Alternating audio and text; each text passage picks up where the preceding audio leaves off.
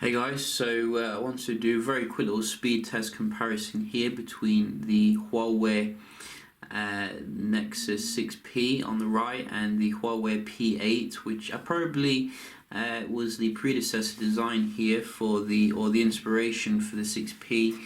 You can definitely see a lot of similarities here with the beautiful P8 and the 6P here, both coming with very metallic kind of design here.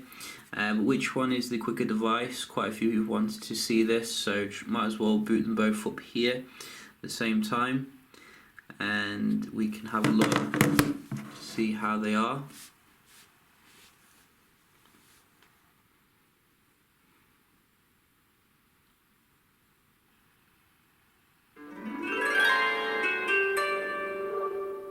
I like that startup, and I think they should have made that on the 6P.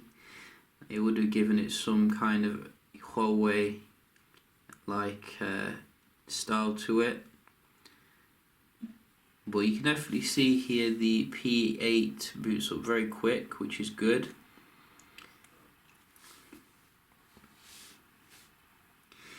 And a little bit slower here for the 6P, but we are getting obviously the latest Marshmallow versus the, I think, Lollipop on the EMUI here. Let's just double check, because I can't really remember if they've been updating this. So it looks like we're getting the Lollipop here, whereas the version, there it is. So Lollipop 5.0, they definitely need to update that, I think. Because it's a beautiful device here. The only real issue with this is that you can only get like the 2G when it comes to your Wi-Fi, so I think the web browsing performance could be a bit slower because of that. But nevertheless, we can have a look here to see how it compares against its big brother, the 6P. So I'm just going to start up some apps here and then see, well, what's this? So we got some updates. Yeah, I'm not using those, so it doesn't matter. But nevertheless, we can open up some apps here to see how the performance is. So we don't want auto, and also Vortex.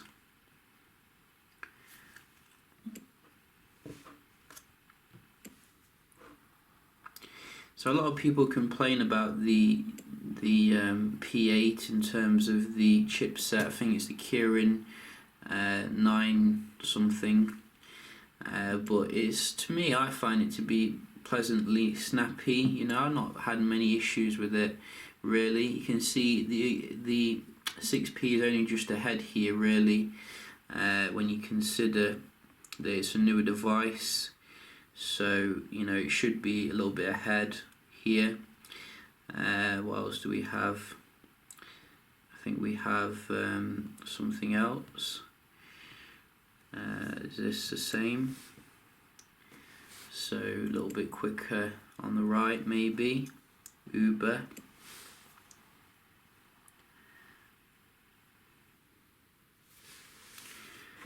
So you can see it's slightly quicker here on the right, I think. But there's not a huge difference, at the end of the day. I think that really you can get away with some good performance here on the P8. It's just a shame they've not kept it up to date as they should have done. Although I have read somewhere they should be getting Marshmallow on the device in February, so that should be pretty good.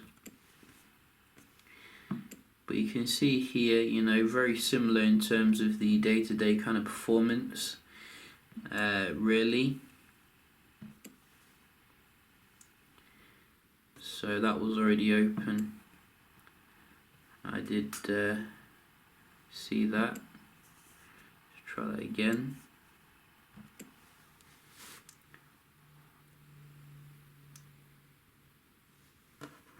So that's weird. Don't know why it's giving me this. Wow. So it's updated the Play Store here, but I think when you give it to the 6P here, when it comes to the app opening in general, can have a look as well at the web browsing. 6P has the 5G support obviously, which is very nice.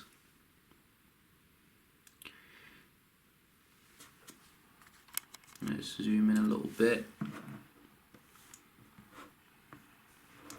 So you can see very similar here when it comes to the Daily Mail in general.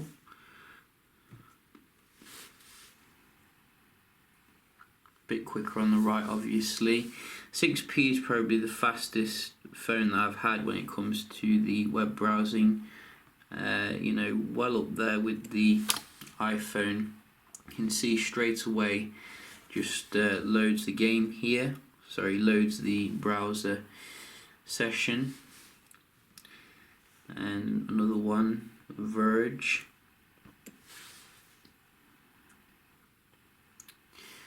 So slightly slower here on the right, and we do get a weird pop-up as well, which is annoying. Let's go back one. You see, I hate it when Android, Google Chrome does that. It can't, when you press back, it goes back twice instead of once. It's really weird. But you can definitely see here, you know, that 5G support is lacking there on the P8, which would have been nice to have had, really. So we can just round off here with a little bit of multitasking. So we can see how they compare. I think both of them have 3 gigs of RAM. We do have the delicious multitasking here on EMUI, but you can see it handles it pretty good actually. You know, better than the Samsung Galaxy S6 and the Note 5, etc. You know, there's a little bit probably of a reload there, but I'm not noticing it too much.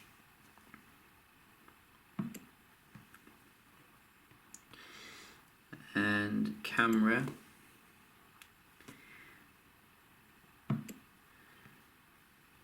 And Uber. So you can see the multitasking is actually quite similar on these two. I forgot to check out a game as well. You know, we do like to see the load speed of the game.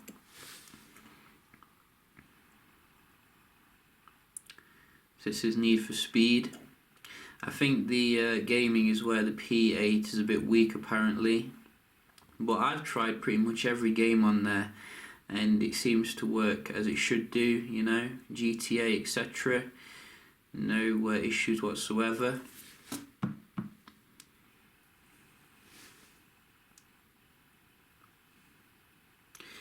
And I think this one has some issues when you play on both at the same time, but you can see the P8 has actually beaten the 6P here going into it, which is very nice for some reason. I wasn't expecting that. Subway Surf.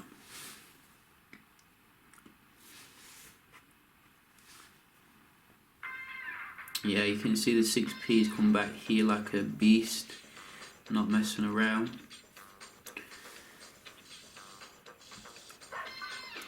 But as I said, in terms of the in-game graphics, you know, there's not a huge difference here really. These people complaining about nothing. So I think if you see a good deal for a 6P, and you know, this is too big for you, you could definitely consider it here. You know, I think it might need to get like a Google launcher on there if you don't want to be driven mad. But you know, some people do enjoy the EMUI kind of thing. It's you know, quite a nice UI at the end of the day. But for those who want like a 6P experience on the cheap here, you could put like a Google launcher on it, and you're good to go pretty much. And if it's getting Marshmallow early next year, then that's a bonus. So yeah, just a quick little video here. Hope you found it helpful, and I'll see you in the next one. Cheers.